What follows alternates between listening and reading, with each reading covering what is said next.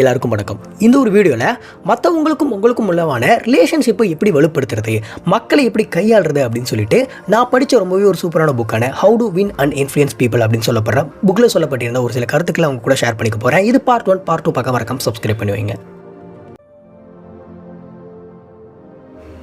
இந்த புக்கோட ஆத்தர் மக்களை எப்படி ஹேண்டில் பண்ணுறதுன்றதுக்கு ஒரு 3 ரூல் கொடுத்துருக்காரு. அந்த 3 ரூலுமே ரொம்ப யூஸ்ஃபுல்லாக இருக்கும். முதல் ரூல் என்னன்னா, யாரையுமே தொடர்ந்து கிரிட்டிசைஸோ அவங்கள பற்றி குறை சொல்லிக்கிட்டோ கம்ப்ளைண்ட் பண்ணிக்கிட்டோ எப்போவுமே இருக்காதீங்க. நீங்கள் ஒரு வேளை அப்படி பண்ணிங்கன்னா அது அவங்களுக்கு எரிச்சலை தான் ஏற்படுத்தும்.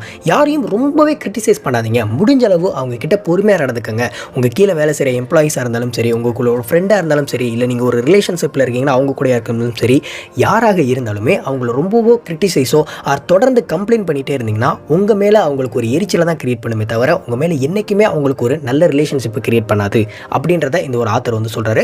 அதனால் மறந்துடாதீங்க, யாரையுமே நிறைய கிரிட்டிசைஸோ கம்ப்ளைண்டோ தொடர்ந்து பண்ணாதீங்க. இப்போ ஆத்தர் சொல்கிற 2வது முக்கியமான ரூலை பற்றி பார்க்கலாம். 2வது முக்கியமான ரூல் என்னன்னா, உங்கள் ஃப்ரெண்டோ உங்கள் கூட இருக்கவங்களோ யாராக இருந்தாலுமே அவங்க ஒரு விஷயத்தை பண்ணி முடிச்சாங்கன்னா அவங்கள அப்ரிஷியேட் பண்ண, அவங்கள பாராட்ட மறக்காதீங்க.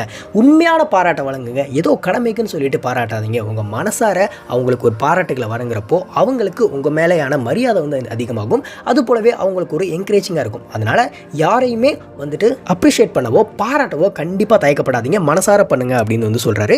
3வது ரூலை என்ன சொல்கிறாருன்னா, எப்போவுமே யாரு கூட நீங்கள் பேசும்பொழுதும் உங்களை பற்றியே நிறைய பேசிகிட்டு இருக்காம, எப்போவுமே உங்களுக்கு இருக்க ஆர்வத்தை மட்டும் பேசிகிட்டு இருக்காம மற்றவங்களோட ஆர்வம் என்னன்னு தெரிஞ்சுக்கிட்டு அதுக்கேற்ற மாதிரி பேசுங்க. அவங்க சொல்கிறத கொஞ்சம் லிசன் பண்ணுங்க. அப்படின்றப்போ தான் உங்கள் மேலே அவங்களுக்கு ஒரு இன்ட்ரெஸ்ட் கிரியேட் ஆகும். அவங்களுக்குள்ள ரிலேஷன்ஷிப் வந்து ரொம்பவே மேம்படும் அப்படின்னு வந்து சொல்கிறாரு. இந்த ஒரு 3 ரூலுமே ஃபாலோ பண்ணிட்டு என்ன ரிசல்ட் இருக்குன்னு சொல்லிட்டு மறக்காம கமெண்ட் செக்ஷனில் வந்து சொல்லுங்கள். எனக்கு என்னமோ அந்த 3 ரூலுமே ரொம்பவே நல்ல ரூல்ஸ் மாதிரி தான் தெரியுது. ஸோ கண்டிப்பாக ஃபாலோ பண்ணுங்கள். இதே மாதிரி இன்னும் நிறைய விஷயங்களை வந்து how to win and influence people அப்படின்னு சொல்லப்படுற புத்தகத்தில் நான் படித்தேன். அதெல்லாம் தொடர்ந்து பார்க்க மறக்காம நம்ம சேனலை சப்ஸ்கிரைப் பண்ணுங்கள். இந்த ஒரு வீடியோவை உங்கள் ஃப்ரெண்ட்ஸ் எல்லாத்துக்கும் ஷேர் பண்ணுங்கள்.